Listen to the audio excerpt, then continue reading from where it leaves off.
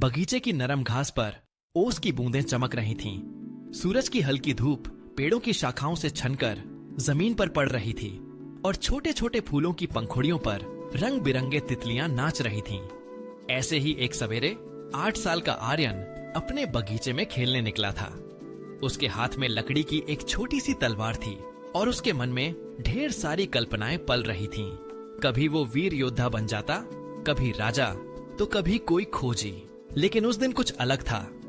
बगीचे के उस कोने में जहां नींबू का पेड़ और गुलाब की झाड़ियां एक दूसरे से सटकर खड़ी थीं, कुछ हलचल हो रही थी। आर्यन ने ध्यान से देखा।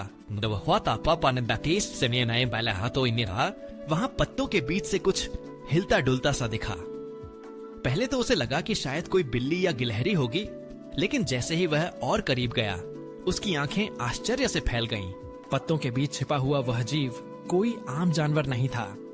उसकी चमड़ी हल्के नीले रंग की थी और उसकी आंखों में गहरा सुनहरा उजाला था। उसके सिर पर 2 छोटी छोटी सींगें थीं और उसकी पीठ पर रेशमी पारदर्शी पंख थे जो धूप में इंद्रधनुषी रंगों में चमक रहे थे। वह देखने में कोई अजूबा परी या परी कथा का जीव लगता था। आर्यन की सांसें जैसे थम गईं। उसने धीमे धीमे उस जीव के पास जाने की कोशिश की ताकि वह डरकर भाग न जाए। उसने अपनी हथेली धीरे से आगे बढ़ाई और बहुत मुलायम आवाज में बोला, तुम कौन हो? क्या तुम मुझसे डरते हो? उस जीव ने आर्यन को घूरा, फिर उसकी तरफ थोड़ा झिझकते हुए बढ़ा।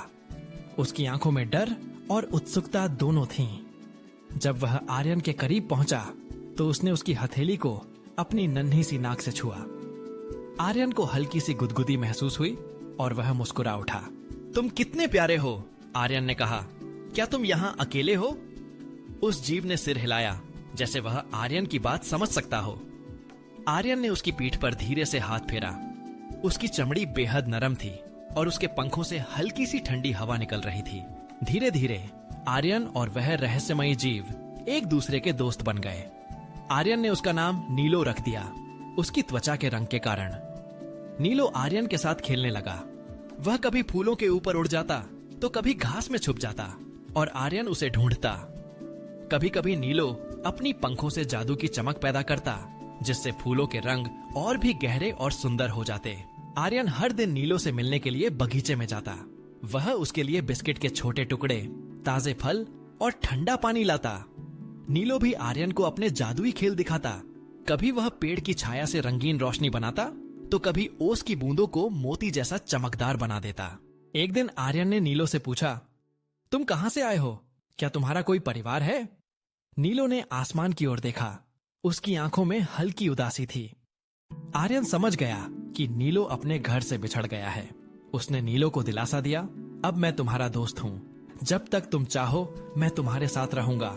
समय के साथ आर्यन और नीलो की दोस्ती गहरी होती गई। आर्यन ने नीलो से कई बातें सीखी। प्रकृति का सम्मान करना, फूलों और पौधों की देखभाल करना और सबसे बढ़कर किसी भी जीव के साथ दया और समझदारी से पेश आना। नीलो ने भी आर्यन को अपनी जादुई दुनिया की झलकियां दिखाईं। कभी वह उसे छुपे हुए फूलों के बीच ले जाता जहां दुर्लभ तितलियां उड़ती थीं, तो कभी वह उसे गुप्त रास्तों से गुजरकर बगीचे के नए कोनों में ले जाता। एक दिन जब ठंडी हवा बह रही थी और आसमान में बादल घिराए थे, नीलो ने आर्यन का हाथ पकड़कर उसे बगीचे के एक पुराने झाड़ियों से ढके हिस्से की ओर ले गया। वहां एक चमकदार दरार जमीन में दिखाई दे रही थी, मानो वह किसी और दुनिया का रास्ता हो। नीलो ने आर्यन के गले लगकर उसे विदा दी और अपनी पंखों को फैलाकर उस दरार में प्रवेश कर गया। उसकी आंखों में कृतज्ञता थी और जाते जाते उसने हवा में एक चमकदार किरण छोड़ी जो आर्यन के दिल तक पहुंच गई। उस दिन के बाद आर्यन ने नीलो को फिर कभी नहीं देखा, लेकिन उसकी यादें और उसकी दी हुई सीख उसके साथ हमेशा रहीं। बगीचे के फूलों में, तितलियों की उड़ान में और हर सुबह की ओस की बूंदों में आर्यन को नीलो की मौजूदगी महसूस होती थी। आर्यन ने सीखा कि कभी कभी सबसे अद्भुत दोस्त वे होते हैं जो अनजाने में हमारी जिंदगी में आते हैं, हमें कुछ नया सिखाते हैं और फिर यादों की दुनिया में बस जाते हैं। उसने यह भी समझा कि सभी रहस्यों का कोई हल नहीं होता। कुछ रहस्य बस हमारे दिल में रहकर हमें जीवन की सुंदरता का एहसास कराते हैं।